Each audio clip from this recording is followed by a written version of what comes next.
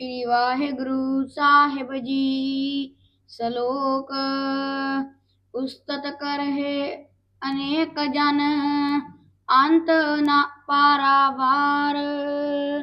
नानक रचना प्रभ रची, बहुविध अनक प्रकार।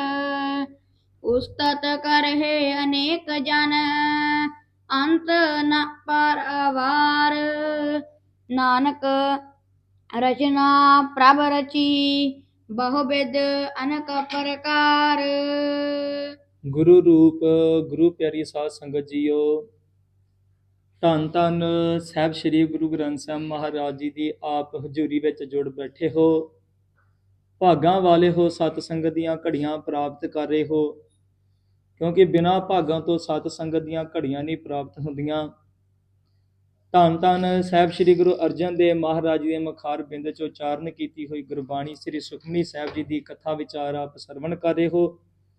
ਸਤਿਗੁਰਾਂ ਦੀ ਮਹਾਨ ਕਿਰਪਾ ਹੋਈ ਆ। 9ਵੀਂ ਅਸ਼ਟਪਦੀ ਦੀ ਸੰਪੂਰਨ ਕਥਾ ਆਪ ਜੀ ਨੇ ਸਰਵਣ ਕੀਤੀ ਆ। ਅੱਜ ਸੱਚੇ ਪਾਤਸ਼ਾਹ ਧੰਨ ਗੁਰੂ ਅਰਜਨ ਦੇਵ ਮਹਾਰਾਜ ਸਤਿਗੁਰਾਂ ਦੀ ਮਹਾਨ ਕਿਰਪਾ ਸਦਕਾ 10ਵੀਂ ਅਸ਼ਟਪਦੀ ਸ਼ੁਰੂ ਹੋਈ ਆ ਤੇ ਆਪ ਅੱਜ ਸਤਿਗੁਰੂ ਗੁਰੂ ਗਰੀਬ ਨਵਾਜ ਧੰਨ ਸ਼੍ਰੀ ਗੁਰੂ ਅਰਜਨ ਦੇਵ ਮਹਾਰਾਜ 10ਵੀਂ ਅਸ਼ਟਪਦੀ ਦੇ ਵਿੱਚ ਕੀ ਸਾਨੂੰ ਸਮਝਾ ਰਹੇ ਨੇ, ਕੀ ਉਪਦੇਸ਼ ਦੇ ਰਹੇ ਨੇ, ਅਸੀਂ ਉਸ ਨੂੰ ਸਰਵਣ ਕਰਨਾ। ਸਭ ਤੋਂ ਪਹਿਲਾਂ ਧੰਨ ਧੰਨ ਸਾਹਿਬ ਸ੍ਰੀ ਗੁਰੂ ਗੋਬਿੰਦ ਸਿੰਘ ਮਹਾਰਾਜ ਜੀ ਦਾ ਬਖਸ਼ਿਸ਼ ਕੀਤਾ ਆ ਫਤਿਹ ਦਾ ਨਾਰਾ ਸਿਰ ਝੁਕਾ ਕੇ ਦੋਨੋਂ ਹੱਥ ਜੋੜ ਕੇ ਆਖੋ ਜੀ, ਵਾਹਿਗੁਰੂ ਜੀ ਕਾ ਖਾਲਸਾ, ਵਾਹਿਗੁਰੂ ਜੀ ਕੀ ਫਤਿਹ। ਗੁਰੂ ਰੂਪ ਗੁਰੂ ਪਿਆਰੀ ਸਾਧ ਸੰਗਤ ਜੀਓ, ਆਓ ਅੱਜ 10ਵੀਂ ਅਸ਼ਟਪਦੀ ਸਰਵਣ ਕਰਨੀ ਹੈ। ਉਸ ਤੋਂ ਪਹਿਲਾਂ ਸ਼ਲੋਕ, ਫਿਰ ਇੱਕ ਪੌੜੀ ਦੀ ਕਥਾ ਵਿਚਾਰ ਹੋਵੇਗੀ। ਆਓ ਸਰਵਣ ਕਰੀਏ ਜੀ। ਸਤਨਾਮ ਸ਼੍ਰੀ ਵਾਹਿਗੁਰੂ ਸਾਹਿਬ ਜੀ।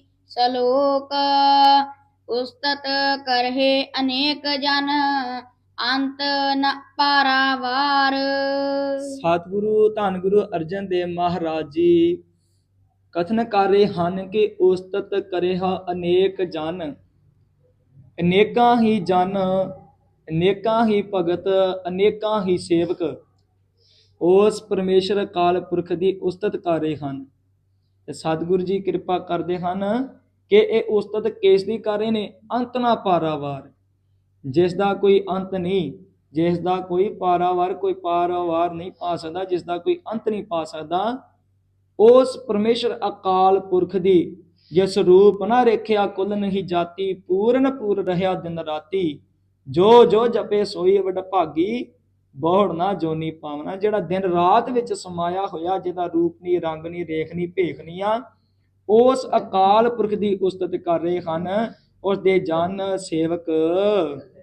ਨਾਨਕ ਰਚਨਾ ਪ੍ਰਭ ਰਚੀ, ਬਹੁਵਿਧ ਅਨਕ ਪ੍ਰਕਾਰ।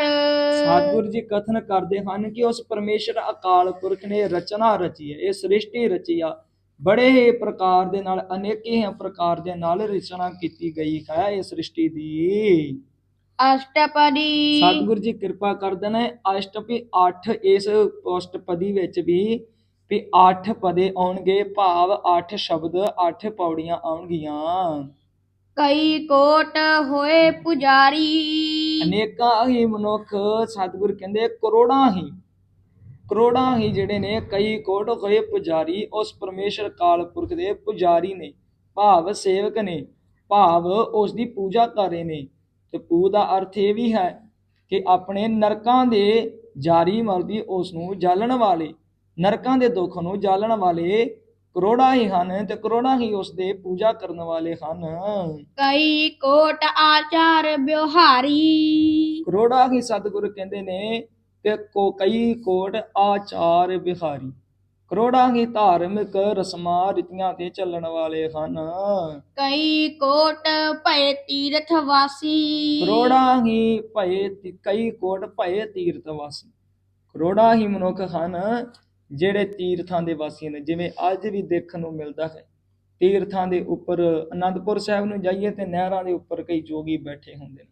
ਇਸ ਤਰ੍ਹਾਂ ਕਹਿੰਦੇ ਨੇ ਕਿ ਕਈ ਕੋਟ ਭਏ ਤੀਰਥ ਵਾਸੀ, ਕਰੋੜਾਂ ਹੀ ਤੀਰਥਾਂ ਦੇ ਵਾਸੀ ਹਨ। ਕਈ ਕੋਟ ਬਨ ਭਰਮ ਹੈ ਉਦਾਸੀ। ਗੁਰੂ ਪਿਆਰੀ ਸਾਧ ਸੰਗਤ ਜੀਓ, ਇੱਥੇ ਭਰਮੇ ਬਨ ਦਾ ਅਰਥ ਹੈ ਜੰਗਲ। ਸਤਿਗੁਰ ਕਹਿੰਦੇ ਕਰੋੜਾਂ ਹੀ ਜੰਗਲਾਂ ਦੇ ਵਿੱਚ ਮਨੁੱਖ ਜਾ ਕੇ ਭਰਮੇ ਵੀ ਉੱਥੇ ਭਰਮ ਦੇ ਵਿੱਚ ਜੰਗਲਾਂ ਵਿੱਚ ਭਏ ਹੋਏ ਹਨ, ਭਰਮੇ ਹੋਏ ਹਨ। ਕਈ ਕੋਟ ਵੇਦ ਕੇ ਸਰੋਤੇ ਕਰੋੜਾਂ ਹੀ ਵੇਦਾਂ ਦੇ ਸਰੋਤੇ ਕੇ ਭਾਵ ਸਰਵਣ ਕਰਦੇ ਹਨ, ਵੇਦਾਂ ਨੂੰ ਸਰਵਣ ਕਰਨ ਵਾਲੇ ਹਨ, ਸੁਣਨ ਵਾਲੇ ਹਨ। ਕਈ ਕੋਟ ਤਪੀਸਰ ਹੋਤੇ ਕਰੋੜਾਂ ਹੀ ਤਪੀਸਰ ਨੇ, ਕਰੋੜਾਂ ਹੀ ਤਪੀਸਰ ਨੇ, ਕਰੋੜਾਂ ਹੀ ਭਾਵ ਵੱਡੇ ਵੱਡੇ ਰਿਸ਼ੀ ਦੇਵਤੇ ਹੋਏ ਹਨ, ਈਸ਼ਰ ਹੋਏ ਹਨ, ਇਹ ਤਪੀਸਰ ਹਨ, ਕਰੋੜਾਂ ਹੀ ਪਰਮੇਸ਼ਰ ਕਾਲ ਪੁਰਖ ਦੇ। ਕਈ ਕੋਟ ਆਤਮ ਧਿਆਨ ਧਾਰਹਿ ਕਰੋੜਾਂ ਹੀ ਮਨੁੱਖ, ਕਰੋੜਾਂ ਹੀ ਜੀਵ ਆਪਣੇ ਅੰਦਰ ਆਤਮ ਧਿਆਨ ਵੀ ਸੁਰਤੀ ਜੋੜ ਕੇ ਬੈਠੇ ਹੋਏ ਹਨ। ਕਈ ਕੋਟ ਕਬ ਕਾਬ ਵਿਚਾਰਹਿ ਕਾਵ ਦਾ ਅਰਥ ਹੈ ਕਿ ਕਵੀ, ਕਾਵ ਭਾਵ ਵੀ ਕਵੀਆਂ ਦੇ ਜਿਹੜੇ ਉਚਾਰਨ ਕੀਤੇ ਹੋਏ ਗ੍ਰੰਥ ਉਹਨਾਂ ਨੂੰ ਵਿਚਾਰਨ ਕਰਨੇ। ਕਰੋੜਾਂ ਹੀ ਕਵੀ ਜਿਹੜੇ ਨੇ ਕਾਵ ਭਾਵ ਗ੍ਰੰਥਾਂ ਨੂੰ ਵਿਚਾਰ ਰਹੇ ਹਨ। ਕਈ ਕੋਟ ਨਵਤਨ ਨਾਮ ਧਿਆਵਹਿ ਕਰੋੜਾਂ ਹੀ ਪਰਮੇਸ਼ਰ ਕਾਲ ਪੁਰਖ ਦੇ ਨਵੇਂ ਤੋਂ ਨਵਾਂ ਨਾਮ ਲੈਣਾ ਕਰਦਾ ਹੈ। ਜਿਵੇਂ ਸਤਿਗੁਰ ਫਰਮਾਉਂਦੇ ਨੇ, ਸਾਹਿਬ ਮੇਰਾ ਨੀਤ ਨਵਾਂ ਸਦਾ ਸਦਾ ਦਤਾਰ। ਸਦਾ ਹੀ ਸਦਾ ਪਰਮੇਸ਼ਰ ਕਾਲ ਪੁਰਖ ਸਾਡੇ ਨਵੇਂ ਤੋਂ ਨਵਾਂ। ਤੇ ਇਸੇ ਤਰ੍ਹਾਂ ਹੀ ਜਿਵੇਂ ਗੁਰੂ ਨਾਨਕ ਦੇਵ ਮਹਾਰਾਜ ਜੀ ਦੇ ਬਗਦਾਦ ਦੇ ਵਿੱਚ ਜਾਈਏ ਤੇ ਉੱਥੇ ਸਤਿਗੁਰੂ ਗੁਰੂ ਨਾਨਕ ਦੇਵ ਮਰੀ ਦਾ ਹੋਰ ਨਾਮ ਲੈਂਦੇ ਨੇ। ਇਸ ਤਰ੍ਹਾਂ ਹੀ ਸਤਿਗੁਰ ਕਹਿੰਦੇ ਨੇ ਕਿ ਕਰੋੜਾਂ ਹੀ ਨਾਮ ਨਵਤਨ ਨਾਮ ਧਿਆਵੇ, ਨਵੇਂ ਤੋਂ ਨਵਾਂ ਨਾਮ ਲੈਣਾ ਕਰਦੇ ਹਨ ਉਸ ਪਰਮੇਸ਼ਰ ਕਾਲ ਪੁਰਖ ਦਾ, ਉਸ ਨੂੰ ਧਿਆਉਣਾ ਕਰਦੇ ਹਨ। ਨਾਨਕ ਕਰਤੇ ਕਾ ਅੰਤ ਨ ਪਾਵਹਿ ਸਤਿਗੁਰ ਜੀ ਕਥਨ ਕਰਦੇ ਨੇ ਕਿ ਉਸ ਕਾਲ ਪੁਰਖ ਪਰਮੇਸ਼ਰ ਦਾ ਕੋਈ ਵੀ ਅੰਤ ਨਹੀਂ ਪਾ ਸਕਦਾ, ਕੋਈ ਵੀ ਉਸ ਪਰਮੇਸ਼ਰ ਕਾਲ ਪੁਰਖ ਦਾ ਅੰਤ ਨਹੀਂ ਪਾ ਸਕਦਾ। ਸੋ ਸਤਿਗੁਰਾਂ ਨੇ ਕਿਰਪਾ ਕੀਤੀ ਆ, ਅੱਜ 10ਵੀਂ ਅਸ਼ਟਪਦੀ ਸ਼ੁਰੂ ਹੋਈ। ਆਪ ਸਮੂਹ ਸੰਗਤਾਂ ਨੇ ਸ਼ਲੋਕ ਤੇ ਇੱਕ ਪੌੜੀ ਦੀ ਕਥਾ ਵਿਚਾਰ ਸਰਵਣ ਕੀਤੀ। ਬੇਅੰਤ ਹੀ ਪ੍ਰਕਾਰ ਦੀਆਂ ਭੁੱਲਾਂ ਗਲਤੀਆਂ ਆਈਆਂ ਗੁਰੂ ਪਿਆਰੀ ਸਾਧ ਸੰਗਤ ਜੀਓ। ਸ਼ਬਦ ਦੀ ਵਿਚਾਰ ਕਰਦਿਆਂ ਆਪ ਸਾਧ ਸੰਗਤ ਗੁਰੂ ਸਾਹਿਬ ਬਖਸ਼ ਲੈਣ। ਇਸੇ ਤਰ੍ਹਾਂ ਹੀ ਕੱਲ ਨੂੰ 10ਵੀਂ ਅਸ਼ਟਪਦੀ ਦੀ ਦੂਸਰੀ ਪੌੜੀ ਦੀ ਕਥਾ ਵਿਚਾਰ ਹੋਵੇਗੀ ਤੇ ਆਪ ਸਮੂਹ ਸੰਗਤਾਂ ਨੇ ਜੁੜੇ ਰਹਿਣਾ ਹੈ। ਆਓ ਆਖਰੀਆਂ ਪੰਕਤੀਆਂ ਦੇ ਜਾਪ ਕਰਕੇ ਸਮਾਪਤੀ ਕਰਦੇ ਹਾਂ। ਕਈ ਕੋਟ ਨਵ ਤਨ ਨਾਮ ਧਿਆਵਹਿ, ਕਈ ਕੋਟ ਨਵਤਨ ਨਾਮ ਧਿਆਵਹਿ ਨਾਨਕ ਕਰਤੇ ਕਾ ਅੰਤ ਨ ਪਾਵਹਿ। ਕਈ ਕੋਟ ਨਵ ਤਨ ਨਾਮ ਧਿਆਵਹਿ, ਨਾਨਕ ਕਰਤੇ ਕਾ ਅੰਤ ਨ ਪਾਵਹਿ। ਵਾਹਿਗੁਰੂ ਜੀ ਕਾ ਖਾਲਸਾ, ਵਾਹਿਗੁਰੂ ਜੀ ਕੀ ਫਤਿਹ।